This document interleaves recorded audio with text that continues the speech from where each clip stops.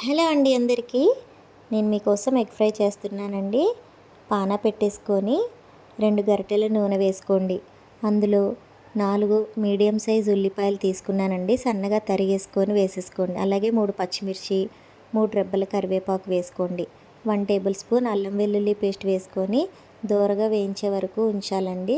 ఆ తర్వాత పావు టీ స్పూన్ పసుపు, 2 చెంచాల ఉప్పు, 1 చెంచా కారం వేసేసుకొని ఒక 2 నిమిషాల పాటు వేయించేసుకున్న తర్వాత నేను 5 గుడ్లు వేస్తున్నానండి.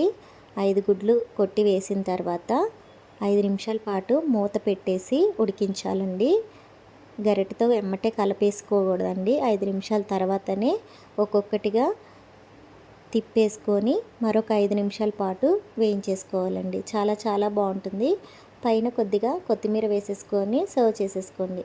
సూపర్గా ఉంటుంది. Please like, share and subscribe. Thank you.